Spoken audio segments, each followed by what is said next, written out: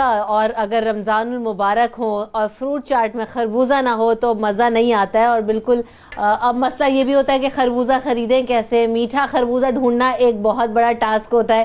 تو وہ مجھے لطیفہ بھی یاد آ گیا. ہوا یہ کہ کوئی خربوزہ خریدنے ایک شخص گیا، انہوں نے کہا کہ میٹھا خربوزہ چیک کر کے لے کر آئے ہوں، اور گھر یہ میری اپنی فیملی میں ہوا، اور گھر جب واپس آئے ہیں تو خربوزہ ثابت تھا. تو پوچھا گیا کہ تم خربوزہ چیک کیسے کر کے لے آؤ؟ وہ تو میں نے دوسرا والا چیک کیا تھا، لے دوسرا لیا. تو یہ ایک بڑا چیلنج ہوتا ہے کہ خربوزہ خریدنا کیسے ہے اور میٹھا خربوزہ ڈھونڈا کیسے جا سکتا ہے، اور پھر اس کی افادیت کیا ہے، اس میں ہمیں کون سے نیوٹرینٹس ملتے ہیں، اور ہمیں اس کو کس طریقے سے استعمال کرنا ہے فروٹ چاٹ کے علاوہ بھی، جوسز میں بھی، اور کس طریقے سے اس کا استعمال ہوتا ہے، باڈی کو کیا فائدہ پہنچاتا ہے. تمام چیزوں پہ بات کریں گے. ہمارے ساتھ ایکسپرٹس موجود ہیں. ڈاکٹر عیسیٰ میرے ساتھ ہیں جو کہ معروف ہربلسٹ ہیں. ویلکم ٹو دا شو عیسیٰ بھائی. اور ساتھ ساتھ ڈاکٹر فرزین ملک بھی میرے ساتھ ہیں جو کہ ماہر غذائیت ہیں. آپ کو بھی شو میں ویلکم کرتے ہیں. تو سب سے پہلے تو خربوزہ ڈھونڈنا ایک بڑا چیلنج ہے. عیسیٰ بھائی کوئی اس حوالے سے بھی ٹپ ہے کہ خربوزہ میٹھا ملتا کیسے، شناخت کیسے کریں؟ میں یقین کریں کہ وہ جب آپ کا انٹرو چل رہا تھا نا، خربوزوں کی جب بینیفٹ کی بات ہو رہی تھی، تو مجھے پہلی دفعہ ڈر لگ رہا تھا کہ میں اس کی کیا تعریفیں کروں، کہیں یہ مہنگا نہ کر دے لوگ. اس کے اتنے فائدے ہیں ہمارے یہاں تو فوراً چیز میں. ہاں، تو اللہ تعالیٰ نے اس میں بڑی، جس طرح باقی اللہ تعالیٰ کی اور نعمتیں ہیں، خربوزے کے بارے میں بہت کم لوگ جانتے ہیں کہ اس میں 90% تو پانی ہے. پھر اس میں وٹامن اے بی اور بڑی مقدار میں پوٹیشیم پایا جاتا ہے. اس دور میں جب ہم لاک ڈاؤن میں بیٹھے ہوئے ہیں، ڈاکٹرز کے پاس آپ کی ریچ نہیں ہے، تو ان کے لیے تو بہترین یہ دوائی ہے جو کڈنی کے کسی بھی مرض میں مبتلا ہے. صحیح ہے. چاہے وہ سوائلنگ ہے، چاہے سٹون ہے، ان کو کھانا چاہیے، زیادہ کھانا چاہیے، کب کھانا چاہیے یہ بھی بتائیں گے. اچھا، اس کے علاوہ پٹھوں کے جو مریض ہیں بیچارے، جن کو درد رہتی ہیں، ان کے لیے بڑا اچھا ہے. خاص طور پہ جن کا یورک ایسڈ بڑھا ہوا ہے، ان کی یہ بہترین دوائی ہے. پھر خدا نہ خواستہ وہ جراثیم باڈی میں جس سے کینسر بننے کے اندیشے ہوتے ہیں، یہ اس کو کلین کرتا ہے. پھر اس کے علاوہ اس کے اتنے میں آپ کو بینیفٹ بتاؤں کہ جب ایسیڈیٹی کا لیول آپ کا بڑھا ہوا ہے تو یہاں بھی آپ کا خربوزہ مدد کرتا ہے. اور گرمی کی شدت کو تو کم کرتا ہی ہے، لیکن اس میں جو وٹامنز اللہ تعالیٰ نے رکھے ہیں، اس کی خوبی یہ کہ آپ، یعنی کہ زیادہ تر اب خواتین کیونکہ گھر میں پکوڑے وغیرہ اس طرح بناتی ہے، کچن میں ان کا رہتا ہے، اور کریم تو اویلیبل نہیں ہے مارکیٹ میں. یہ بیوٹی کے لیے بہترین کریم ہے جو آپ کو اندر سے جب کھاتے ہیں تو اس کا رزلٹ آپ کی اسکن پہ آتا ہے. دیکھیں کیسے فون آتے کہ ذرا بیوٹی والا بتا دیں. تو بیوٹی والی بات آپ سے آخر میں پوچھوں گی، عیسیٰ بھائی ابھی نہیں پوچھوں گی. کالر بھی ہیں ہمارے ساتھ، غلام مرتضیٰ، انہیں شامل کرتے ہیں. السلام علیکم. وعلیکم السلام ورحمۃ اللہ وبرکاتہ. جی ڈاکٹر صاحب سے یہ ہے کہ خربوزہ اور تربوز کس وقت کھانا چاہیے ہمیں؟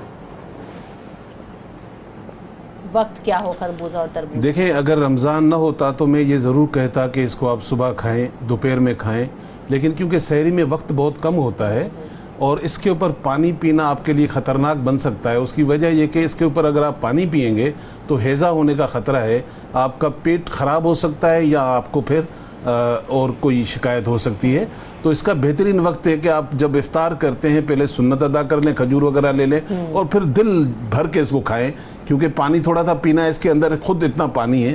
پھر آپ تھوڑا بریک لے لیں، نماز وغیرہ پڑھیں، 1 گھنٹہ آدھا گھنٹہ چھوڑ کر اگر آپ بعد میں پانی پینا چاہیں، یا اس کے بعد عبادت کے بعد آپ اس کے بعد کھانا کھانا چاہیں، تو یہ اس رمضان میں تو جو روزہ رکھ رہے ہیں ان کے لیے بہترین وقت جو ہے وہ افطار کا ہے. اور سحری میں کیونکہ ٹائم بہت کم ہوتا ہے، تو آپ اگر اس کو آپ کھائیں گے اور اس کے اوپر پھر پانی پئیں گے تو پھر اس کے ساتھ تھوڑے سے اس کے نقصان. اچھا، ابھی آپ بتا رہے تھے عیسیٰ بھائی کہ افطار کے وقت ابھی بیسٹ ہے کیونکہ رمضان ہے. تو کیونکہ ہوتا یہ ہے، اگر پرسنل پریکٹس کی میں بات کروں، اور عموماً بہت سارے لوگ یہی کر رہے ہوتے ہیں، کھجور کھایا اور پانی اور شربت فوری طور پہ پیا، پھر فروٹ چاٹ یا کسی اور چیز کی باری آتی ہے، تو وہاں پر تو نہیں کمپلیکیشن ہوتی؟ خربوزہ تربوز کھا لیں تو جو سنت ہے، پہلے تو آپ نمک، کھجور، پانی جو بھی آپ لیتے ہیں اویلیبل ہے، اس کے بعد آپ اس کا استعمال کریں. اس کے اوپر بڑے سے بڑا جو بھی حکیم ہوگا آپ کو اس چیز سے، جو نیچروپیتھی میں کام کرے گا، منع کرے گا کہ اس کے اوپر فوراً پانی نہیں پیے. ایون جیسے ابھی ہماری بہن نے سوال کیا کہ بھائی پریگنسی میں، تو خربوزہ پریگنسی میں بھی آپ 100-150 گرام سے زیادہ نہیں کھا سکتے، کیونکہ اس میں نمکیات ہوتی ہیں جو ایزیلی آپ اس کو ڈیٹوکس نہیں کرتے. تو اس کے بینیفٹ بہت زیادہ ہیں, ہر انسان اس کو کھا سکتا ہے, سوائے چند وہ پیشنٹ ہوتے ہیں جیسے شوگر والا ہے وہ نہیں کھا سکتا. ہارٹ کا پیشنٹ اسے زیادہ کھائے کیونکہ ہارٹ کے لیے بہت اچھا ہوتا ہے. ایون جن کو یہ مرض نہیں بھی ہے تو ہارٹ اٹیک ہونے سے بچاتا ہے. تو اللہ تعالیٰ نے ہر چیز میں کوئی نہ کوئی فائدہ رکھا ہے. اور بلکہ میں تو لوگوں سے کہتا ہوں کہ اگر کوئی پھل اور فروٹ موسم کے چھوڑتا نہیں تو وہ ڈاکٹر کی دوائی سے دور رہے گا. صحیح بات. اگر وہ موسم کے پھل اور سبزیاں اگر وہ کھا رہا ہے تو اللہ تعالیٰ کے حکم سے میں نہیں سمجھتا ہوں کہ اس کو فروٹ چاٹ میں استعمال کرنے کے بعد میں دوبارہ پانی یا جوس پینے میں کتنا آپ کو گیپ دینا چاہیے؟ دیکھیں آئیڈیلی تو دیکھیں کھانے کے اوپر پانی پینا ویسے بھی سنت نہیں ہے. تو جب آپ روزہ کھولنے میں بات اسپیشلی رمضان کی اس لیے کر رہا ہوں کہ رمضان میں ظاہری بات ہے آپ سنت کے بعد کچھ نہ کچھ کھائیں گے. آپ چاٹ وغیرہ یہ کھا رہے ہیں سب آپ کھا لیں, لیکن اگر خاص طور پہ خربوزے کی بات ہو رہی ہے تو خربوزہ اچھا ہے, اس میں پانی زیادہ ہے, اب تو ویسے ہی پانی مل رہا ہے, تسکین نہیں ہوتی نا, آپ جتنی بھی تسلی نہیں تو دیں آپ گے پہلے کھا لیں نا, خربوزے سے پہلے آپ پانی پی لیں, صحیح اس کے بعد نہیں پینا ہے. صحیح ہے. تو امتیاز حسین ایک کالر ہے, ان کو دوبارہ لیتے ہیں. السلام علیکم. جی وعلیکم السلام میڈم. ہلو جی کیا سوال ہے آپ کا امتیاز؟ جی میرا سوال تو تقریباً مجھے جواب تو مل ہی گیا. یہی میں نے پوچھنا تھا کہ خربوزے کے بعد پانی پی سکتے ہیں کہ نہیں, وہ تقریباً میرا خیال ہے انہوں نے بتا ہی دیا ہے.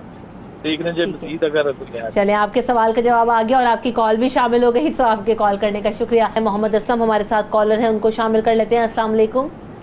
وعلیکم السلام. جی سوال کیجئے. ہاں میرا کوشچن یہ ہے کہ عیسیٰ صاحب سے بات کرنی ہے کہ مجھے خربوزے سے الرجی ہو جاتی ہے. کس طرح کی الرجی ہوتی ہے؟ بھائی آپ بات الرجی وہ خارش نہیں میں سمجھ گیا ہوں. جی جی خارش, ٹھیک ہے. بیسیکلی یہ ذہن میں رکھیے کہ الرجی جو ہے ہر انسان کے اندر موجود ہے, کس کی کس سے ٹریگر ہوتی ہے. بہت سارے لوگ جب آپ ڈسٹ سے الرجی ہوتی ہے تو ڈاکٹر بولتا ہے ڈسٹ سے الرجی ہے. اب کسی کو جو ہے وہ بلی سے الرجی ہے, کسی کو انڈے سے الرجی ہے. تو آپ کی جو الرجی ہے اس کے اوپر ڈیپینڈ کرتا ہے کہ وہ کس سے ٹریگر ہوتی ہے. اگر آپ کو خربوزے سے ہو رہی ہے تو آپ کو خربوزہ اوائڈ کرنا پڑے گا. صحیح ہے. ایک اور کالر ہے محمد جمیل. السلام علیکم. جی وعلیکم السلام. جی سوال کیجئے. جی میرے نا وعلیکم السلام. جی میرے کڈنی میں پتھری ہے اور ڈاکٹر صاحب سے میں نے یہ پوچھنا تھا کہ خربوزے کا کتنا استعمال کریں گے. 4.5 mm کی پتھری ہے, وہ جو ہے نا نکل جائے اور مجھے اس سے دور ہو. جی سر بالکل آپ اس میں ضرور استعمال کریں. خربوزہ تو آپ کے لیے فائدہ مند ہے, ڈیپینڈ آن سائز, بیکوز اگر اس کا سائز بڑا ہے تو ساتھ ساتھ میں اس کا ٹریٹمنٹ بھی کیا جائے گا. لیکن اگر چھوٹی موٹی پتھریاں جو ہوتی ہیں جس کو آپ ریت کی صورت میں کہہ لیں, ان سب کے لیے فائدہ مند ہے. پتھری میں بھی بہت اس کا بڑا رول ہے, اور لیکن سائز اگر بڑھ جاتا ہے خدا نخواستہ تو پھر ساتھ میں اس کے آپ کو میڈیسن بھی اپنی لینی چاہیے. کالر کو لیتے ہیں. السلام علیکم راشدہ, کیا سوال ہے آپ کا؟ بالکل. میرے بیٹے کو بہت زیادہ آج کل جیسے یہ سیزن ہے گندم کا, جب یہ تھریشر چلتے ہیں تو اس کے اندر اس کو بہت زیادہ ڈسٹ ہوتی ہے. بہت زیادہ ڈسٹ کی وجہ سے اتنا ریشہ آتا ہے بہت زیادہ کہ وہ سانس لینا اسے مشکل ہو جاتا ہے. تو ڈاکٹر عیسیٰ سے یا کسی اور سے آپ مجھے ذرا معلوم کر کے بتائیں اگر کوئی اور ڈاکٹر. صحیح ہے, آپ کے سوال کا جواب لیتے ہیں. ایک اور کالر ہے امتیاز. السلام علیکم. جی السلام علیکم. ہلو. جی وعلیکم السلام. سوال کیجئے. جی امتیاز نقوی بات کر رہا ہوں اسلام آباد سے. یہ پوچھنا تھا کہ ابھی یورک ایسڈ کے حوالے سے بات کر رہے تھے کہ خربوزہ جو ہے یورک ایسڈ کے پیشنٹ کے لیے بڑا مفید ہے. اس کی پوچھنا تھا کہ اس کا استعمال کیسے ہے. صحیح ہے. عیسیٰ بھائی سب سے پہلے وہ جو ریشے والا سوال ہے بچے کو, دیکھیں اگر تو ہم تو جیسے پورے پاکستان میں ڈیلیوری کر رہے ہیں اپنی جڑی بوٹیوں کی, لیکن اگر آپ کے علاقے میں کھلا ہوا ہو تو یہ سب کے لیے, صرف نزلہ زکام کھانسی الرجی والوں کے لیے نہیں, اس وبا کے حساب سے بھی اگر آپ پئیں تو آپ کے یہ لنگس کلین رہتے ہیں. 5 چیزیں آپ نوٹ کر لیں: گلے بنفشہ, گلے گاؤ زبا, اناب, سونف, گل منڈی اور تھوڑی سی ملیٹھی بھی ڈال دیں. یہ 6 چیزیں ہم وزن لے کر اس کو چائے کی پتی کی طرح کوٹ لیں. 1 کپ پانی میں 1 چمچی ڈال کر 2-4 جوش دیں گے, یہ قہوہ بن جائے گا. اب آپ کی مرضی ہے پھیکا پئیں, شہد پئیں. یہ الرجی کے لیے, نزلہ زکام کھانسی بلغم چیس کے لیے. Uric acid. اچھا, یورک ایسڈ کے لیے سب سے پہلے تو خاص طور پر میں, ویسے تو بہت ساری چیزیں لال لال کہلاتی ہیں, لیکن بڑا گوشت اور مسور کی لال دال اور لوبیا جو لال ہوتا ہے اس کو اوائڈ کریں.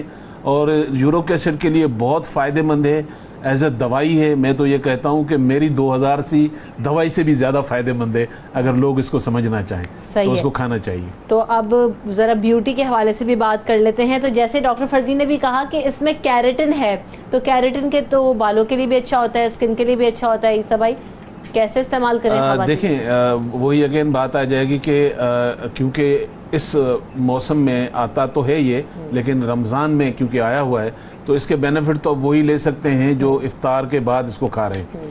اگر جس کو خدا نخواستہ روزہ نہیں ہے اس کو تو پھر کسی وقت بھی منع نہیں ہے. اب لیکن جیسے ڈاکٹر صاحبہ نے کہا یہ ایک بہت بڑی حقیقت ہے جو کم لوگ جانتے ہیں. ہر پھل میں, ہر سبزی میں اللہ تعالیٰ نے بڑے وٹامنز رکھے ہیں, یہ رات کو زیادہ برن نہیں ہوتے, تو کوشش کریں ان کو دن میں کھائیں. اور یہ پھل تو ایسا ہے جو آپ کو گرمی سے بچاتا ہے. اللہ تعالیٰ موسم دیکھ کر آپ کی دوائی بھیجتے ہیں, تو آپ اس کو کھائیں, لیکن اس کا طریقہ بھی ضرور. ہمارے یہاں لوگوں کو نہیں پتا.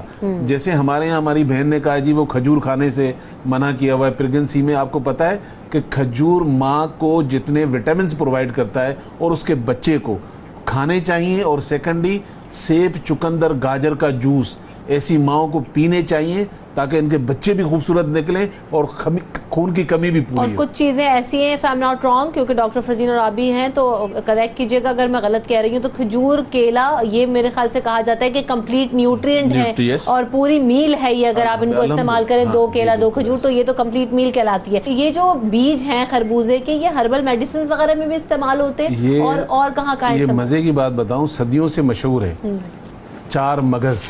جی, تو وہ 4 مغز کیا ہے؟ اس میں ہمارا مغز نہیں ہے, اس میں یہی ہے, تربوزے کا بیج ہے, خربوزے کا بیج ہے. اس طرح جو 3-4 سیڈ ملا کر 4 آپ یہ مغز خریدتے ہیں.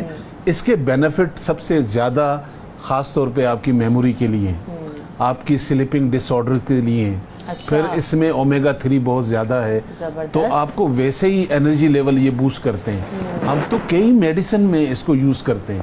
تو اب یہ لوگ خربوزہ جب کھاتے ہیں تو بیج پھینک دیتے ہیں, تو اس کو آپ سکھائیں, اس کو استعمال کریں. آپ بعد میں پھر پیسوں سے خریدتے ہیں. اسی طرح خربوزے کے بیج ہیں. تو اللہ تعالیٰ کی یہ وہ نعمت ہے. دیکھیں اندر اور باہر اس کے کوئی ایسی چیز نہیں ہے جو اس کے دوائی کے طور پہ استعمال نہیں ہے. مجھے میری نانی اور امی کی پریکٹس یاد آ گئی کہ جب خربوزہ آتا تھا تو اس کو پورے جو بیج ہیں ان کو واش کر کے اس کو چھنی میں دھوپ میں سکھا لیا جاتا تھا, اور پھر وہ ایک ایکٹیویٹی ہوتی تھی سارے بچوں کو لے کے بیٹھ کے کہ آپ وہ بیج کھائیں گے. تو اس کے دیکھیں کتنے زیادہ فائدے ہو سکتے ہیں. سو آپ نے خربوزہ جیسے کہ افادیت جانی, اور جیسے عیسیٰ بھائی نے اسٹارٹ میں ہی کہہ دیا تھا کہ اتنے فائدے بتا دوں گا تو شاید کہیں خربوزہ مہنگا ہی نہ ہو جائے. تو یہ اللہ کا شکر ہے کہ اللہ تعالیٰ نے ہمیں ہر موسم کا پھل دیا ہے اور بہت اچھا دیا ہے, موقع کی مناسبت سے ہوتا ہے. اور ہمارے ملک میں ہمیں تک دیگر ممالک کی اگر کمپیریزن کیا جائے تو ہمیں ایزیلی اور سستا بھی مل جاتا ہے. تو اسے اپنی ڈائٹ میں شامل کیجئے رادر دین کہ آپ آرٹیفیشل چیزوں کی طرف جائیں, تو اس کی طرف اور نیچرل چیزوں کی طرف بڑھیں. بہت شکریہ عیسیٰ بھائی, آپ نے وقت دیا اور زبردست ٹپس دی. رہیے سب سویرے پاکستان.